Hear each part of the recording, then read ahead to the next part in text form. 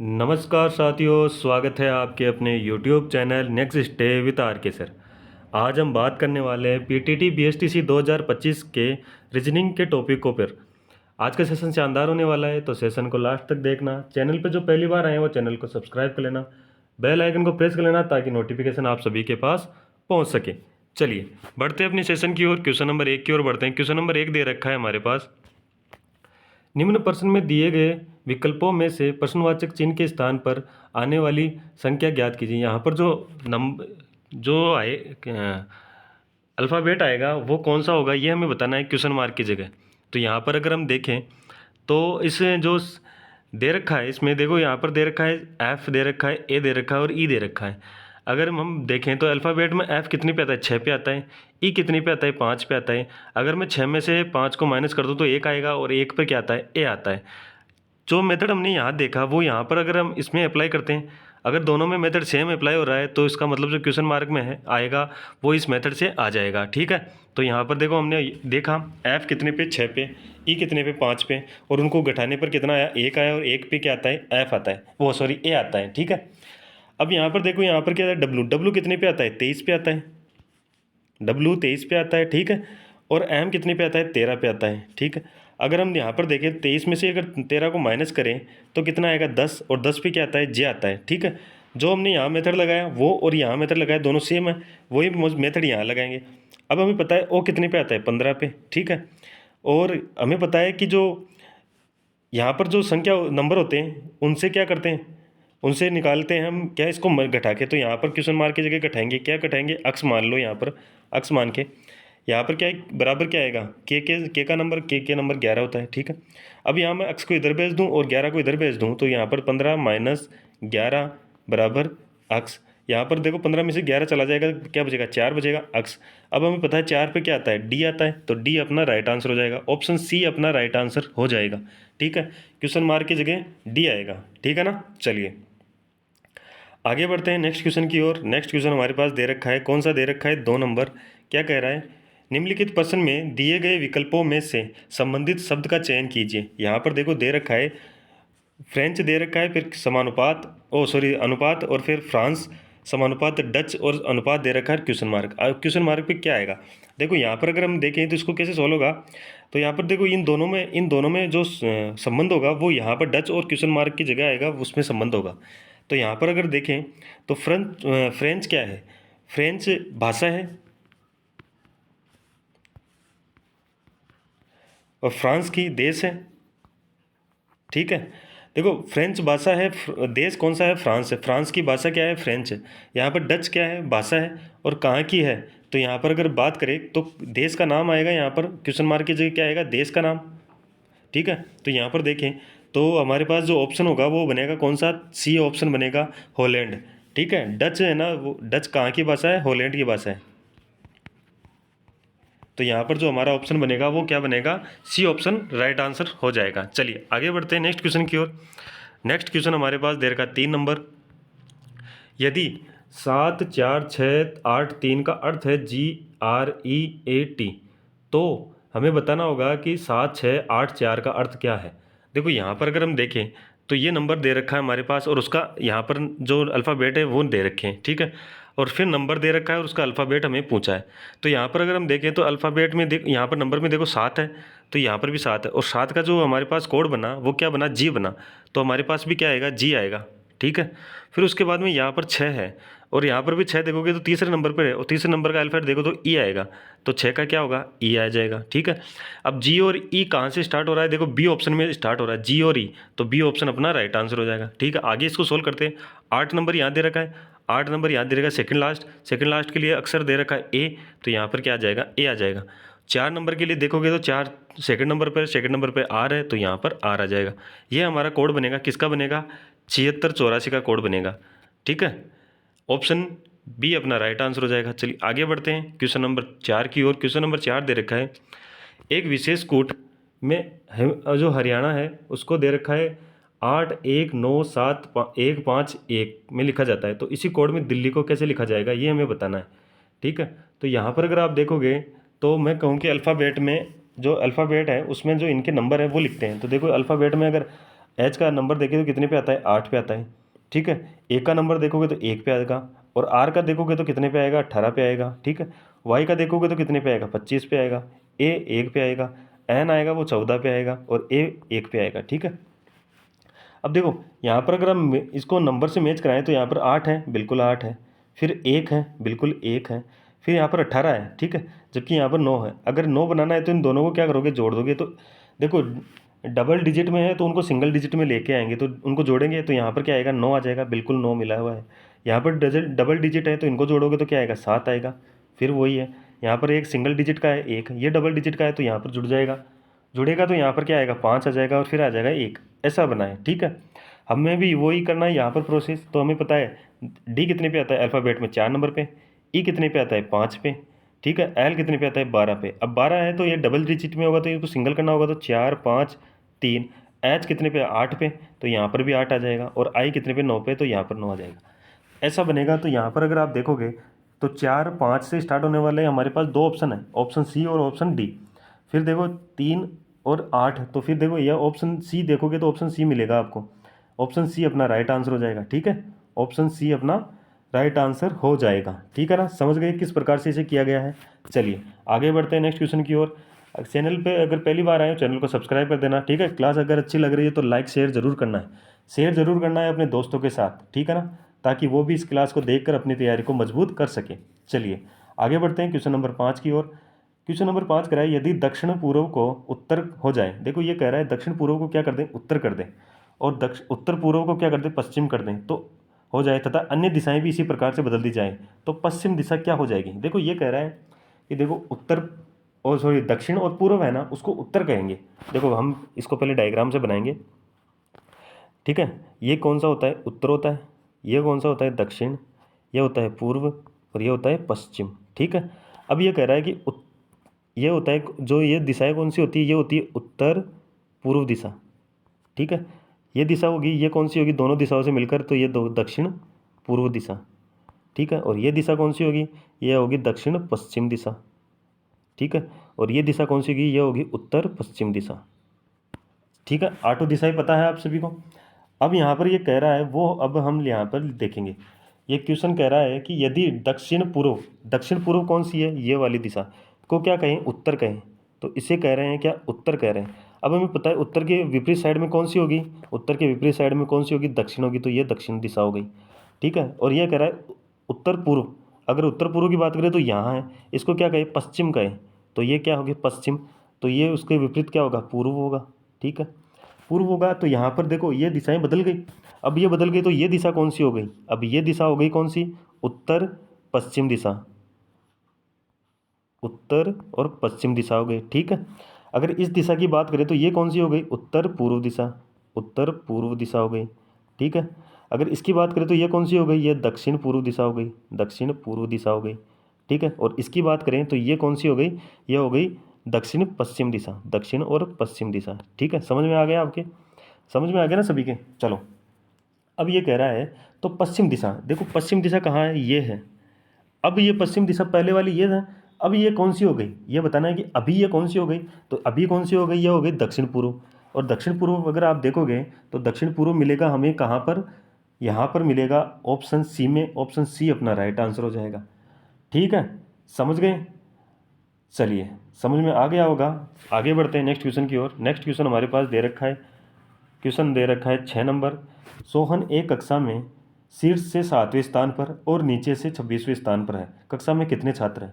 देखो जब कभी भी एक ही बंदे के ऊपर से या नीचे से या दाएं या बाएं से कहीं से भी अगर एक ही बंदे के दोनों दोनों साइड्स के नंबर दे रखे हों तो टोटल निकालने के लिए क्या करते हैं, टोटल बराबर left plus right minus 1। Left क्या है यहाँ पर, लेफ्ट से देखोगे या इसको एक तरीके से ऐसे भी लिख सकते हो, टोटल बराबर अप प्लस डाउन माइनस 1, ठीक है, माइनस 1 आएगा। तो यहाँ पर देखो अप कितना है 7, प्लस का डाउन कितना है 26, माइनस का 1 करोगे, 7 और 26 को अगर जोड़ोगे तो यहाँ पर कितना आएगा 33, माइनस का 1 करोगे तो यहाँ पर कितना आएगा 32 आएगा, ठीक है। अगर अब बात करें कितने टोटल विद्यार्थी हैं या कक्षा में, तो यहाँ पर टोटल 32 विद्यार्थी हैं, ऑप्शन बी अपना राइट आंसर हो जाएगा, ठीक है। चलिए समझ गए होंगे, ये तो इजी क्वेश्चन था। चलिए आगे बढ़ते हैं नेक्स्ट क्वेश्चन की ओर, क्वेश्चन नंबर 7 की ओर।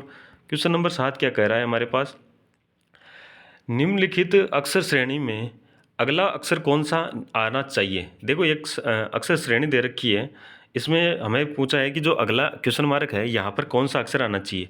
तो अगर मैं आपसे कहूँ कि इनके नंबर्स लिख लेते हैं अल्फ़ाबेट के हिसाब से, फिर उसको सोल्व करेंगे तो आसानी से सोल्व हो पाएगा। ठीक है, अल्फ़ाबेट्स में लिखोगे तो के कितने पे आता है 11 पे, एल कितने पे आता है 12 पे, ठीक है, और जे कितने पे आता है 10 पे, ठीक है ना, एम कितने पे आता है 13 पे, आई कितने पे आता है 9, एन आता है 14, एच आता है 8, ओ आता है 15, जी आता है 7, पी आता है 16 और क्वेश्चन मार्क। ठीक है, अगर आप यहाँ देखोगे तो आपको दो श्रेणियाँ दिखाई देगी, एक तो बढ़ती हुई और एक घटती हुई। तो देखो यहाँ से घटती हुई देखें तो यहाँ पर 11 है, यहाँ पर 10 हो गया, एक छोड़ के, फिर यहाँ पर कितना हुआ 9 हो गया, फिर यहाँ 8 हो गया, यहाँ 7 हो गया, और फिर क्या आना चाहिए 6 आना चाहिए। तो यहाँ पर क्वेश्चन मार्क की जगह क्या आएगा 6 आएगा। क्या हो रहा है, सभी में माइनस का 1 हो रहा है, सभी में माइनस का 1 हो रहा है। 6 पर क्या आता है एफ आता है, एफ है क्या ऑप्शन में, बिल्कुल है, ऑप्शन डी अपना राइट आंसर हो जाएगा। और एक श्रेणी देखोगे तो यहाँ पर 12 है, फिर 13, फिर 14, फिर 15, फिर 16 और लास्ट यहाँ पर अगर क्वेश्चन मार्क डबल होता तो यहाँ पर आता एक बढ़कर 17 नंबर। ठीक है, पर हमारे पास क्या है, यहाँ सिंगल क्वेश्चन मार्क पूछा है तो सिंगल क्वेश्चन मार्क के लिए क्या आएगा, एफ आएगा। ऑप्शन कौन सा हो जाएगा, डी ऑप्शन अपना राइट आंसर हो जाएगा। ठीक है, देखो आसानी से अगर नंबर्स लिखने से आसानी से पता चल रहा है ना कि एक बढ़ रहा है और एक कम हो रहा है, एक बढ़ रहा है और एक कम हो रहा है। तो यहाँ पर अगर आप ऐसे देखोगे तो इसे आसानी से पता नहीं चल रहा है, जबकि नंबर्स लिखने के बाद में हमें बिल्कुल आसानी से पता चल गया कि कौन सा बढ़ रहा है और कौन सा कम हो रहा है। ठीक है ना, चलिए आगे बढ़ते हैं नेक्स्ट क्वेश्चन की ओर। क्वेश्चन नंबर हमारे पास दे रखा है 8 नंबर। क्वेश्चन नंबर 8 क्या कह रहा है, अनूप ने मुन्ना से कहा। देखो क्वेश्चन कह रहा है हमारे पास, अनूप ने मुन्ना से कहा क्या कहा, कल मैंने अपनी दादी की पुत्री के इकलौते भाई को हरा दिया। ये कह रहा है कल है ना, मैंने अपनी दादी की, कौन कह रहा है, अनूप कह रहा है। अनूप कह रहा है क्या कह रहा है अनूप, ये कह रहा है कल मैंने अपनी दादी, अनूप का यहाँ पर कौन होगा, पिता होगा, और यहाँ पर कौन होगा, उसकी दादी होगी। दादी की इकलौती पुत्री, यानी कि यहाँ पर दादी की कौन होगी, पुत्री होगी, पुत्री होगी। इकलौती ये कह रहा है दादी की पुत्री, सॉरी इकलौती नहीं, पुत्री के इकलौते भाई, तो इकलौता भाई कौन होगा, ये होगा। ठीक है, ये कह रहा है कि इकलौता भाई यानी कि जो अनूप है, अनूप की दादी की पुत्री है, पुत्री का इकलौता भाई कौन होगा, अनूप का पिता होगा, को हरा दिया। तो यहाँ पर अनूप ने किसको हराया, पिता को हराया। किसे हराया, पिता को हराया। ठीक है ना, तो यहाँ पर जो आंसर बनेगा वो होगा पिताजी को। ऑप्शन कौन सा होगा, डी ऑप्शन अपना राइट आंसर हो जाएगा। पिताजी को क्यों, क्योंकि यहाँ पर पुत्री है, पुत्री का इकलौता भाई बता रखा है, इकलौता भाई होगा ना वो कौन होगा, अनूप का पिता ही होगा। और क्योंकि अनूप कह रहा है मेरी दादी, अनूप की दादी, अनूप की दादी का एक पुत्री और पुत्री का इकलौता भाई, तो वो इकलौता भाई क्या होगा, अनूप का क्या होगा, पिता होगा। ठीक है ना, समझ गए होंगे आप सभी। चलिए आगे बढ़ते हैं नेक्स्ट क्वेश्चन की ओर, क्वेश्चन नंबर 9 की ओर। क्वेश्चन नंबर 9 क्या करा है, असंगत को छाटिए। यहाँ पर 4 ऑप्शन दे रखे हैं, उनमें से असंगत को हमें छाटना है कि कौन सा अलग होगा। तो यहाँ पर ऑप्शन दे रखे हैं चंद्रमा, पृथ्वी, मंगल और ग्रह शुक्र। ठीक है, ऑप्शन जो हमारे पास 4 दे रखे हैं, चारों में से हमें अलग करना है कि कौन सा अलग होगा। उसके लिए देखो यहाँ पर अगर आप देखोगे तो आप सभी को दिखाई देगा कि पृथ्वी, मंगल और शुक्र ये तीनों क्या है, ये क्या है, तीनों ग्रह हैं, ग्रह है ना। जबकि यहाँ पर अगर आप देखोगे चंद्रमा, तो चंद्रमा भी क्या है, चंद्रमा क्या है, उपग्रह है, उपग्रह है, और किसका है, पृथ्वी का है, सभी को पता है। तो यहाँ पर जो अलग होगा वो कौन सा हो जाएगा, चंद्रमा हो जाएगा, ए ऑप्शन हो जाएगा, ए ऑप्शन अपना राइट आंसर है इसके। आगे बढ़ते हैं नेक्स्ट क्वेश्चन की ओर। क्वेश्चन कह रहा है हमारे पास, क्या कह रहा है, देखो 10 नंबर का क्वेश्चन बोल रहा है, 4 बच्चे एक पंक्ति में बैठे हैं, 4 बच्चे हैं एक पंक्ति में बैठे हैं, ए बी के बगल में वाली सीट पर बैठा है। ए क्या है, बी के बगल वाली सीट पर बैठा है। तो मैं कहूँ कि 4 में से बी तो यहाँ बैठा है, अब ए या तो यहाँ बैठेगा या फिर यहाँ बैठेगा। ठीक है, ये दोनों सीटों पे बैठेगा, बगल वाली तो दोनों सीटें में यही होगी, लेकिन सी के बगल में नहीं है। अब देखो ए क्या है, सी के बगल में नहीं है, सी के बगल में ए नहीं है, तो क्या होगा, यदि सी डी के बगल में नहीं बैठता है, तो ये कह रहा है सी है ना वो डी के बगल में भी नहीं बैठता, ए के बगल में भी सी नहीं है, डी के बगल में भी सी नहीं है। इसका मतलब क्या है, एक के बगल या तो ए यहाँ बैठा है तो सी यहाँ बैठेगा, ठीक है। अगर ए यहाँ बैठा है तो सी यहाँ बैठेगा, सॉरी यहाँ बैठेगा, ठीक है ना। तो अपन कहीं पर भी बैठा लो, एक साइड बैठा देते हैं, देखो यहाँ पर बैठा देते हैं, कहाँ पर, यहाँ पर सी को बैठा देते हैं, ठीक है। अब ये कह रहा है आगे क्या कह रहा है, यदि सी डी के बगल में नहीं बैठा है तो डी के बगल में कौन बैठा है। अब सी के बगल में डी नहीं, ओ डी नहीं है, तो डी कहाँ बैठेगा, यहाँ बैठेगा, ठीक है, यहाँ बैठेगा। तो ये कह रहा है कि डी के बगल में कौन बैठा है, तो डी के बगल में आप देख सबको दिख रहा होगा ए बैठा है, ठीक है। ए बैठा है तो ए ऑप्शन ए में होगा, ए ऑप्शन अपना राइट आंसर हो जाएगा, ठीक है। समझ गए। चलिए आगे बढ़ते हैं। अगर समझ में आ रहा है तो लाइक शेयर कर देना, चैनल को सब्सक्राइब कर लेना, ठीक है ना। बेल आइकन को प्रेस कर लेना कि नेक्स्ट क्लास का नोटिफिकेशन आपको मिल सके। चलिए क्वेश्चन कह रहा है निम्नलिखित जानकारी पर ध्यान दीजिए। यहाँ पर एक जानकारी दे रखी है, उस पर ध्यान देना है। यहाँ पर कह रहा है वेन का अर्थ है गुणा। देखो वेन का अर्थ क्या है, गुणा है। यूं का अर्थ क्या है, भाग। कम का अर्थ है माइनस, और विल का अर्थ क्या है, प्लस। तो हमारे पास 8 वेन, यानी कि जो समीकरण दे रखी है, तो वेन का अर्थ हमें पता है 8 तो आ जाएगा। वेन का अर्थ क्या है, गुणा। आगे क्या है, 12। विल का अर्थ क्या है, प्लस 16। यूं का अर्थ हमें पता है भाग 2। कम का अर्थ पता है हमें क्या, माइनस, कितना है 18, ठीक है। यहाँ पर क्या है, भाग है। सबसे पहले भाग सोल्व होगा, यहाँ पर 8 आ जाएगा, यहाँ पर 12 आ जाएगा, प्लस यहाँ पर भाग को सोल्व करोगे तो यहाँ पर देखो 16 में से 8 2 का भाग दोगे तो कितना आएगा, 8 बार आएगा, और यहाँ पर माइनस का 18 जाएगा। अब देखो गुणा सोल्व होगा, तो अगर 8 को 12 से गुणा करें तो कितना आएगा, यहाँ पर कितना आएगा 96, और फिर प्लस है, और यहाँ पर दे रखा है 8 और माइनस का 18, ठीक है। अब देखो यहाँ पर 96 है, प्लस 8 है, माइनस का 18 है, ज़्यादा है माइनस का कितना, 10, माइनस का 10 हो जाएगा। अब माइनस का 10 करोगे तो यहाँ पर क्या आएगा, 86 आ जाएगा, यानी 86 आ जाएगा, और 86 ऑप्शन डी में दे रखा है। ऑप्शन डी हमारा राइट आंसर हो जाएगा, ठीक है। समझ गए होंगे। चलिए आगे बढ़ते हैं नेक्स्ट क्वेश्चन की ओर। क्वेश्चन नंबर 12 दे रखा है, एक घड़ी की सुइयों के बीच का कोण जब समय दे रखा है 4:25 हो तो सुइयों का बीच का कोण बताना है। तो इसके लिए हमें सभी को पता है, एक फॉर्मूला होता है, फॉर्मूला सभी को पता होगा, 11 × मिनट माइनस 60 × घंटे बटा 2। अब 11 इंटू मिनट कितनी है, 25 है, 25 माइनस 60 × घंटे कितने हैं, 4/2। यहाँ पर अगर देखें तो 11 को गुणा करते हैं किससे, 25 से। 25 से गुणा करोगे 11 को, क्यों क्या आएगा, 25 से कम 25, हासिल बच गई 2, और 25 से 2 27, यानी कि यहाँ पर कितना है 275 माइनस 6 चौका 24, 240/2। 275 में से 240 को कम करोगे तो यहाँ पर कितना बचेगा, 35/2। 2 का भाग दोगे तो 17 दूना 34 होता है, और एक बच गया, एक का आधा हो जाएगा, यहाँ पर 17.5 डिग्री जो हमारा कोण बनेगा वो 17.5 डिग्री बनेगा। 17.5 डिग्री बी ऑप्शन में है, बी ऑप्शन अपना राइट आंसर हो जाएगा, ठीक है ना। समझ गए। चलिए ये फॉर्मूला आप सभी को पता ही है, पता है ना ये फॉर्मूला। चलिए आगे बढ़ते हैं नेक्स्ट क्वेश्चन की ओर। क्वेश्चन नंबर दे रखा है हमारे पास 13 नंबर, एक दिन में घड़ी की सुइयाँ कितनी बार सीधी रेखा में होती है। देखो एक दिन में घड़ी की सुइयाँ सीधी रेखा में कितनी बार होती है, तो यहाँ पर अगर हम देखें सीधी रेखा मतलब 180 डिग्री का कोण, ठीक है, इस प्रकार से कितनी बार रहती है, ठीक है ना, दोनों सुइयाँ। तो यहाँ पर अगर बात करें तो कितनी बार रहेगी, 22 बार। ऑप्शन कौन सा हो जाएगा, ए ऑप्शन अपना राइट आंसर हो जाएगा, ठीक है। यानी कि एक दिन में 24 घंटे में कितनी बार, 22 बार, और 12 घंटे के लिए पूछे तो कितनी बार, 11 बार, ध्यान रखना है। चलिए आगे बढ़ते हैं नेक्स्ट क्वेश्चन की ओर। नेक्स्ट क्वेश्चन हमारे पास दे रखा है, कौन सा दे रखा है, 14 नंबर, निम्नलिखित शब्दों को तर्कसंगत क्रम में व्यवस्थित कीजिए। देखो एक तर्कसंगत क्रम में इसको व्यवस्थित करना है, तो यहाँ पर दे रखा है रेनबो, रेन, सन, हैप्पी और चाइल्ड। यहाँ पर 5 शब्द दे रखे हैं, इनको एक क्रमबद्ध तरीके से व्यवस्थित करना है। तो सबसे पहले क्या आना चाहिए, देखो सबसे पहले अगर मैं कहूँ यहाँ पर रेनबो की बात कर रही है कि रेनबो बन रहा है और उसको देखकर बच्चा क्या हो रहा है, खुश हो रहा है। तो यहाँ पर अगर बात करें तो किस प्रकार से होगा, तो सबसे पहले अगर यहाँ देखें तो सबसे पहले क्या आना चाहिए, सबसे पहले आना चाहिए क्या, रेन आएगी, बरसात आएगी। तो यहाँ पर 2 नंबर सबसे पहले आएगा। बरसात बंद होने के बाद में यहाँ पर क्या आएगा, सूरज होगा, सूरज उगेगा तो 3 नंबर। सूरज उगने के बाद में क्या होगा, उसको रेनबो बनेगा तो 1 नंबर। फिर उसको क्या बच्चा देखेगा, 5 नंबर। और सब लास्ट में क्या होगा, वो खुश हो जाएगा, 4 नंबर। अगर ऐसा ऑप्शन बना रहा है तो मैंने जो सीक्वेंस बैठाया है या जो तर्क संगत रूप में इसको व्यवस्थित किया है वो हमारा सही होगा। तो यहाँ पर सबसे पहले 2 नंबर से स्टार्ट होने वाला, देखो एक तो ऑप्शन ए है, और एक ऑप्शन कौन सा, सी है। तो 2 ऑप्शन तो हमारे पास ऐसे कैसे हट गए ना। उसके बाद में देखो यहाँ पर अगर हम देखें ए ऑप्शन में, तो फिर 2 के बाद में 1 आ रहा है, जबकि हमारे पास क्या आ रहा है, 3 आ रहा है।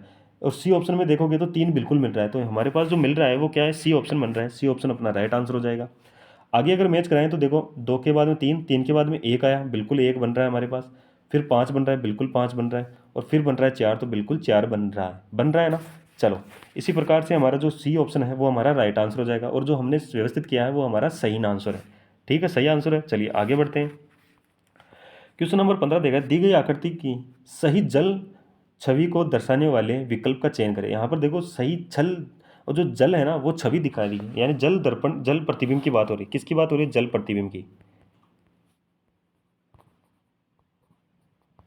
जल प्रतिबिंब की बात हो रही है, ठीक है। अब देखो यहाँ पर जल प्रतिबिंब की बात करें तो यहाँ पर इसको जो बनेगा वो DO2CT0OR ऐसा है। अब जल की बात करेंगे तो जल यहाँ होगा, ठीक है। अगर जल की बात करें तो जब हमने इसका जो थ्योरी क्लास ली थी उसमें देखा था कि डी का जो जल प्रतिबिंब बनता है वो क्या बनता है, डी बनता है। तो डी का तो डी बनेगा। हमने देखा था ओ का क्या बनेगा, ओ बनेगा। दो है ना उसका जल वो बनेगा प्रतिबिंब, वो इस प्रकार से बनेगा, ठीक है। सी का सी बनेगा, टी का इस प्रकार से बनेगा, ओ का ओ, जीरो का जीरो, ठीक है, और आर का कुछ इस प्रकार से बनेगा। ऐसा अगर आप दिखाई दे तो देख लेना। यहाँ पर देखोगे तो ए में आर स्टार्ट हो रहा है तो ये तो वैसे भी कट गया, यहाँ पर भी आर हो रहा है तो ये वैसे कट गया, यहाँ पर भी आर हो रहा है तो ये भी वैसे का वैसे कट गया।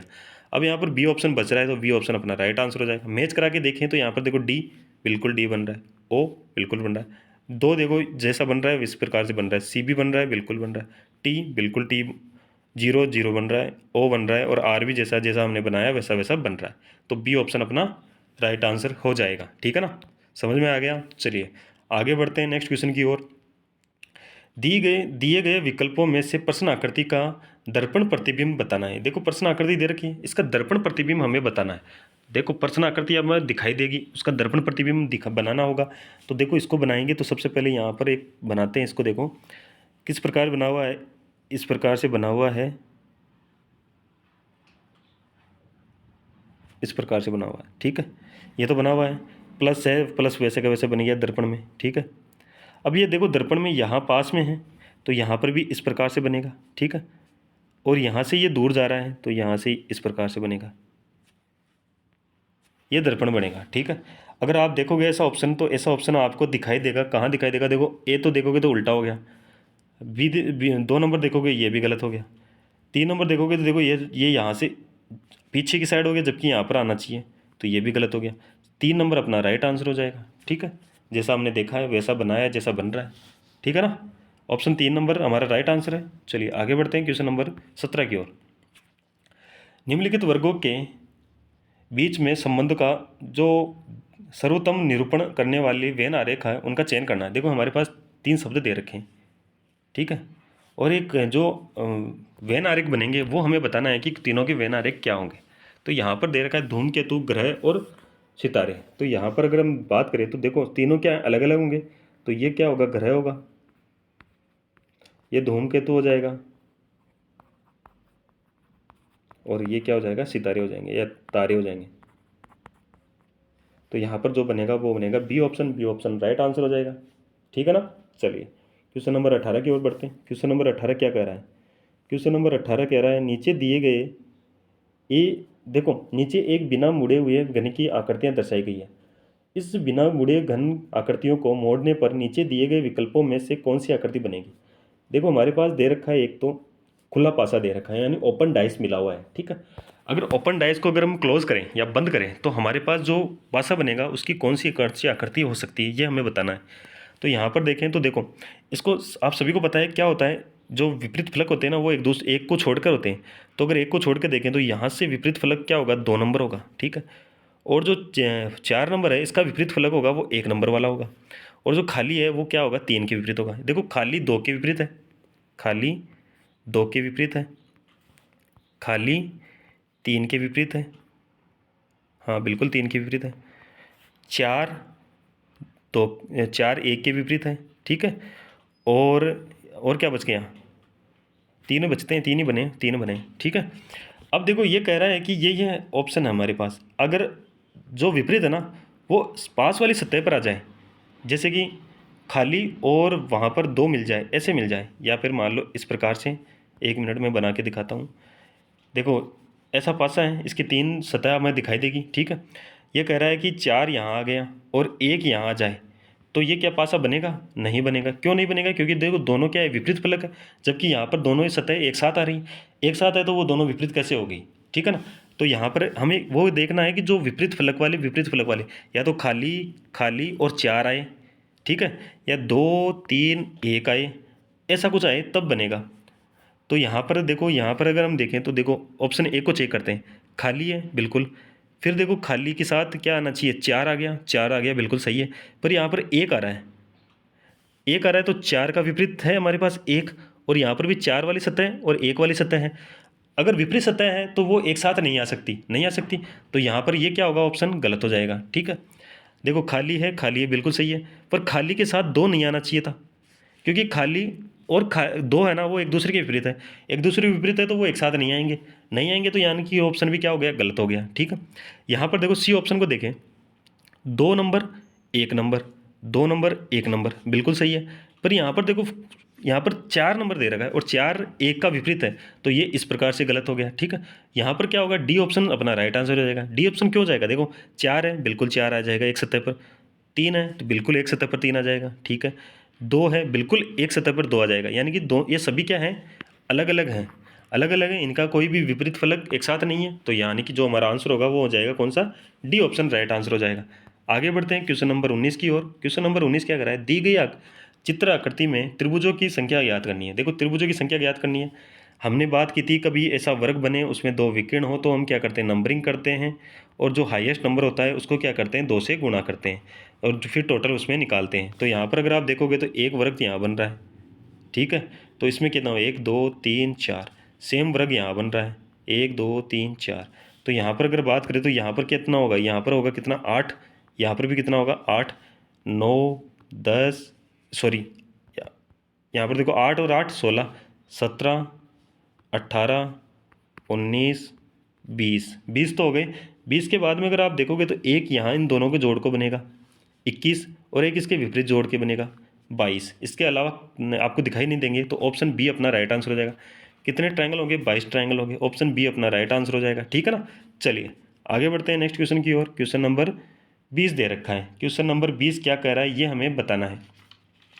क्वेश्चन नंबर 20 कह रहा है कि 12 जनवरी 2018 को सप्ताह का कौन सा दिन था, ये हमें बताना है। 12 जनवरी 2018 को कौन सा सप्ताह का दिन होगा, ये हमें बताना है। तो इसके लिए आपको कुछ चीज़ें ध्यान में रहनी चाहिए। क्या ध्यान रहनी चाहिए, तो दिनांक, तो दिनांक आपको पता है, एक फॉर्मूला मैं लिख देता हूँ, वो आपको पता होना चाहिए, और उसके कोड भी आपको पता होने चाहिए। तो देखो सबसे पहले क्या आएगा, डेट आएगा, यानी दिनांक आएगी, प्लस फिर क्या आएगा, फिर आएगा महीने का कोड आएगा,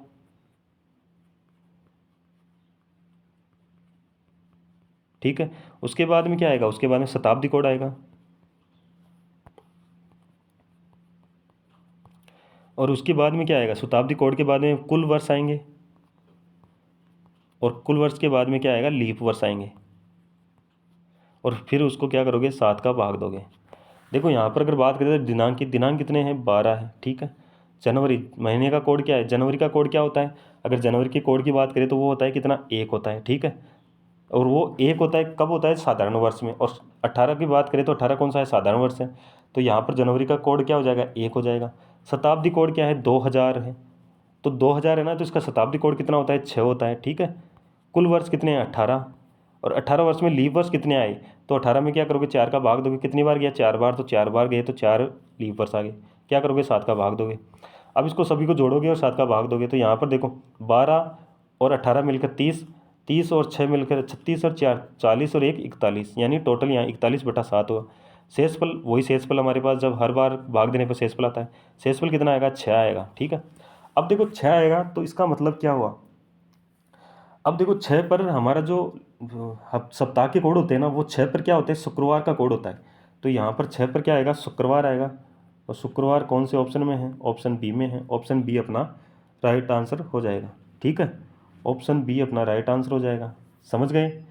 इसके अगर आपको इसका पता नहीं है, या फिर आपको पता है तो बहुत अच्छी बात है, नहीं पता है तो हम जब भी इसका जो घड़ी की सॉरी कैलेंडर का जो वो होगा ना टॉपिक जिसमें हम थ्योरी की बात करें, तब इसको हम वापस ले लेंगे, ठीक है ना।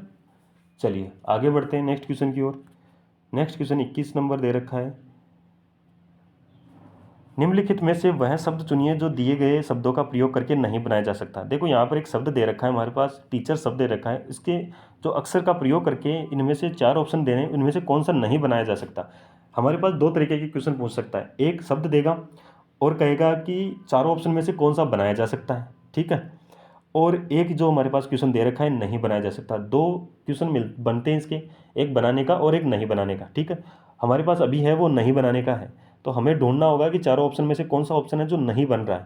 तो सबसे पहले ऑप्शन चेक करेंगे। ऑप्शन चेक करेंगे तो यहाँ पर देखो आर, तो यहाँ पर भी आर मिलेगा आपको, ई है, ई भी मिल रहा है, ए भी मिल रहा है, सी भी मिल रहा है, एच ही मिल रहा है। इसका मतलब ये तो क्या ऑप्शन बन रहा है, ठीक है ना। यहाँ पर एच बिल्कुल एच है, ए भी है, टी भी है, ई भी और आर भी, ये भी बन रहा है। E A T H sorry R T H, बिल्कुल ये सभी मिल रहे हैं, तो ये भी बन रहा है। यहाँ पर देखोगे तो ये नहीं बन रहा। क्यों नहीं बन रहा? क्योंकि देखो यहाँ पर मिलाएं तो टी मिल रहा है, बिल्कुल टी मिल रहा है, आर मिल रहा है, आर मिल रहा है, ए मिल रहा है, ए भी मिल रहा है, सी मिल रहा है, सी भी है, टी है। देखो टी, एक तो टी 2 बार आ गया, इसमें टी 2 बार नहीं है। एक ओ भी देखोगे तो ओ भी नहीं है। तो यहाँ पर 2 अक्षर ऐसे हैं जो नहीं है। और ये फिर आर भी दे रखा है, तो आर सिंगल टाइम है, सिंगल टाइम आया यहाँ आ गया तो आर भी है। तो ये तीनों क्या अतिरिक्त आ रहे हैं, तो इसका मतलब ये नहीं बन रहा होगा। क्यों नहीं बन रहा? क्योंकि ये 3 इस शब्द में नहीं है और ये 3 अक्षर अलग से आ रहे हैं। तो इसका मतलब ये किसी और शब्दों से मिलकर बना है, तो वो शब्द यहाँ पर नहीं है। तो ऑप्शन क्या होगा? डी अपना राइट आंसर हो जाएगा। समझ गए? चलिए आगे बढ़ते हैं क्वेश्चन नंबर 22 की ओर। क्वेश्चन नंबर 22 कह रहा है, दिए गए विकथनों से को सत्य माने यद्यपि उनमें सामान्यतः ज्ञात तथ्यों में से असंगति पाई जाती हो, तब नीचे दिए गए कथनों से प्रदत्त तथ्यपूर्ण निष्कर्षों का निर्णय लें। कथन दे रखा है, कोई भी पत्रिका है ना, वो समाचार पत्र नहीं है। हम इसका एक वेन आरेख बनाने की कोशिश करते हैं। देखो यहाँ पर क्या है, पत्रिका है। अब कोई भी पत्रिका क्या है, समाचार पत्र नहीं है, तो हम समाचार पत्र को अलग कर देंगे, समाचार पत्र अलग हो गया, ठीक है। अब दूसरा कथन क्या कर रहा है, कुछ समाचार पत्र पुस्तकें हैं, कुछ समाचार पत्र, तो कुछ समाचार पत्र क्या है, पुस्तकें हैं,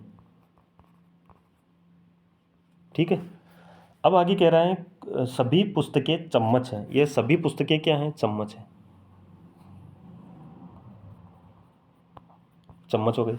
अब हमारे पास निष्कर्ष कह रहा है कुछ पत्रिकाएं पुस्तकें हैं। देखो कुछ पत्रिकाएं पुस्तकें हैं क्या? बिल्कुल नहीं है, बिल्कुल नहीं, क्योंकि पत्रिकाएं और पुस्तकों में कोई संबंध नहीं है, कोई संबंध नहीं है। तो यहाँ पर क्या हो जाएगा, ये तो गलत हो जाएगा। कह रहा है वो निष्कर्ष गलत है। कुछ समाचार पत्र चम्मच है, बिल्कुल सही बात है, कुछ समाचार पत्र क्या है, चम्मच है। तो यहाँ पर निष्कर्ष 2 अनुसरण कर रहा है। तो हमारे पास जो ऑप्शन बनेगा वो बनेगा ए ऑप्शन ही यहाँ पर दे रखा है, केवल निष्कर्ष 2 अनुसरण कर रहा है, बिल्कुल सही बात है। ऑप्शन ए अपना राइट आंसर हो जाएगा। आगे बढ़ते हैं नेक्स्ट क्वेश्चन की ओर, क्वेश्चन नंबर 23 की ओर। क्वेश्चन नंबर 23 कह रहा है, निर्देश दे रखे निम्नलिखित प्रश्न में अभिकथन ए और कारण आर दे रखा है, ठीक है। दोनों कथनों को पढ़िए और निम्नलिखित में से सही विकल्प का चयन कीजिए। अभिकथन दे रखा है, पृथ्वी के अंदर धातुएं पिघली हुई अवस्था में होती है। यह तो बात सही है। कारण पूछ रहा है कि ये कारण क्या है। इसका कारण है पृथ्वी सूर्य की किरणों को अवशोषित करती है। क्या ये कारण है क्या? नहीं, ये कारण नहीं है। अगर धातुएं पृथ्वी के अंदर पिघलती है, वो सूर्य की जो प्रकाश की किरणें होती है उनको अवशोषित करने के कारण पिघलती है क्या? ये तो गलत है कारण। तो यहाँ पर क्या कह रहा है, ये सही बात है, कथन तो सही है, पर जिसका कारण है ना वो गलत है, रीज़न गलत है, जबकि ये जो कथन है ये सही है। तो यहाँ पर ऑप्शन क्या बनेगा, यदि ए सही है लेकिन आर गलत असत्य है तो सी ऑप्शन बन जाएगा। सूर्य की किरणों को अवशोषित करने के कारण धातुएं नहीं पिघलती। धातुएं पिघलती है पृथ्वी में जो गर्मी होती है ना पृथ्वी की, उसके कारण, ठीक है, उसके कारण पिघली हुई अवस्था में होती है। तो यहाँ पर जो ऑप्शन होगा वो होगा हमारा सी ऑप्शन हो जाएगा। ए सही है, सत्य है, बिल्कुल सही बात है, क्योंकि पिघली हुई अवस्था में रहती है। पर आर गलत है, क्योंकि जो रीज़न बताया गया है कि इस कारण पिघलती है क्या, तो ये गलत है, अवशोषण के कारण नहीं पिघलती, ठीक है। चलिए आगे बढ़ते हैं नेक्स्ट क्वेश्चन की ओर। क्वेश्चन नंबर 24 दे रखा है, नीचे दी गई श्रेणी में ऐसे कितने एट द रेट हैं जिनके ठीक पहले हैज़ द ठीक बाद प्लस आए। देखो एट द रेट की बात कर रहा है, तो एट द रेट कहाँ कहाँ है, वहाँ पर हम चिन्ह कर देंगे। देखो एट द रेट यहाँ है, एक यहाँ है, एक यहाँ है, एक यहाँ दे रखा है, एक यहाँ दे रखा है, एक यहाँ दे रखा है, एक ये दे रखा है। ठीक है, ये कह रहा है कि एट द रेट के जो पहले है ना वो क्या आना चाहिए, हैज़ आना चाहिए, पहले हैज़। देखो पहले यहाँ पर डॉलर है, ये तो गलत हो गया, इसका मतलब ये तो नहीं आएगा। यहाँ पर क्या है, एट द रेट, ये एट द रेट है, उसके पहले हैज़ आना चाहिए कि यहाँ पर प्लस है, ये भी नहीं आएगा। यहाँ एट द रेट है, उसके पहले गुणा आ गया, इसका मतलब ये भी नहीं आएगा। ये कह रहा है कि एट द रेट के पहले क्या होना चाहिए, हैज़ होना चाहिए। बिल्कुल, ये तो एक तो यहाँ मिल गया, यहाँ पर भी एक मिल गया। यहाँ पर देखो, यहाँ पर प्लस है, पहले हैज़ होना चाहिए, ये गलत हो गया। यहाँ पर देखोगे तो ये पहले सही है। अब आप कह रहा है कि ठीक बाद में क्या हो, प्लस हो, ठीक बाद में प्लस हो। ठीक बाद में देखो सही सही कौन सा है, एक तो ये सही है, ठीक है, और एक ये सही है, और एक ये सही है। तो ये कह रहा है कि ठीक बाद में प्लस हो, तो इसके ठीक बाद में क्या है, प्लस है, बिल्कुल सही। इसका मतलब एक तो बन गया यहाँ। यहाँ पर देखो हैज़ है, और यहाँ पर देखो प्लस मिल रहा है कि ठीक बाद में प्लस मिल रहा है, 2 नंबर मिल गए यहाँ। यहाँ पर भी प्लस लास्ट में मिल रहा है तो 3 नंबर मिल गए यहाँ। तो इसका मतलब जो हमारे पास पूछा है वो कितने हैं, 3 है। ऑप्शन कौन सा हो जाएगा, सी ऑप्शन अपना राइट आंसर हो जाएगा। ठीक है ना, 3 बन गए, 3 सी अपना राइट आंसर हो जाएगा। आगे बढ़ते हैं क्वेश्चन नंबर 25 की ओर, आज के सेशन का लास्ट क्वेश्चन की ओर। ठीक है ना, चलिए क्वेश्चन कह रहा है इन शब्दों को वर्णमाला वर्ण के अनुसार व्यवस्थित कीजिए। वर्णमाला के अनुसार व्यवस्थित करना है और मध्य शब्द को ज्ञात करना है। देखो इसको व्यवस्थित करना है, वर्णमाला जो क्रम होता है उसके अनुसार, या डिक्शनरी की जो ये कह रहा है डिक्शनरी होता है ना, उसके अनुसार इसको व्यवस्थित करना है शब्दों को, और मध्य वाला बताना है। यानी कि हमारे पास 5 दे रखे हैं, तो तीसरा बताना है हमें। इसका मतलब ये मध्य में होगा ना, 2 पीछे हो जाएंगे, 2 आगे हो जाएंगे, तो बीच वाला बताना है। तो सबसे पहले इसको सॉल्व करने के लिए क्या करते हैं, कॉमन को हटा देते हैं। कॉमन को हटाओगे तो ELEC सभी में है, ELEC ELEC ELEC ELEC और ELEC। ठीक है, ये सभी हट गए। उसके बाद में टी देखो, सभी में टी भी है, तो यहाँ पर टी तक ही हटा दो। देखो यहाँ से टी तक ही हटा देते हैं, टी तक हटा देते हैं, टी तक हटा देते हैं, टी तक हटा देते हैं, और ये भी टी तक आ जाएगा, और ये भी टी तक आ जाएगा।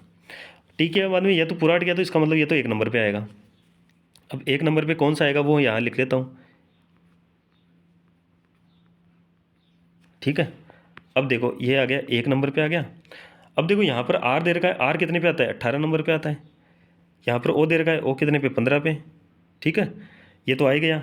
आई दे रखा है, आई 9 नंबर पे, और यहाँ पर आर दे रखा है, आर 18 नंबर पे। फिर देखो 9 नंबर वाला आएगा, 2 नंबर पे क्या आएगा, LECTION, ये 2 नंबर पे आ गया। फिर देखो 15 वाला 3 नंबर पे आएगा, तो यहाँ पर 3 नंबर पे क्या आ जाए, ELECTOR, ये 3 नंबर पे आ गया। अब 4 नंबर पे क्या आएगा, 4 नंबर पे देखोगे तो यहाँ पर देखो ये भी 18 है, ये भी 18 है, फिर इसके आगे देखो यहाँ पर 9 है, यहाँ पर 15 है, तो 4 नंबर पे क्या आ जाएगा, ELECTRIORIC। ठीक है, और लास्ट वाला 15 पाँचवा आ जाएगा, वो क्या आ जाएगा, ELECTRODE। तो देखो ये 4 हो गए, ये 5 हो गया। तीसरा नंबर देखना है, तीसरा नंबर ये है, 2 आगे छूट गए, 2 पीछे रह गए, तो बीच वाला तीसरा हो गया, तो ELECTOR, ऑप्शन बी अपना राइट आंसर हो जाएगा। ठीक है, चलिए आज के लिए इतने ही क्वेश्चन थे। सेशन कैसा लगा, अच्छा लगा तो लाइक कर देना, शेयर कर देना, चैनल को सब्सक्राइब कर लेना, बेल आइकन को प्रेस कर लेना, ताकि नोटिफिकेशन आप सभी के पास पहुंच सके। ठीक है ना, चलिए कमेंट कर देना, जो भी आपको कोई डाउट है वो आप कमेंट के माध्यम से बता सकते हो, उसका सॉल्यूशन आपको नेक्स्ट वीडियो में दे दिया जाएगा। जल्दी से जल्दी सब्सक्राइब करें चैनल को। ठीक है ना, चलिए धन्यवाद, जय हिंद, जय भारत।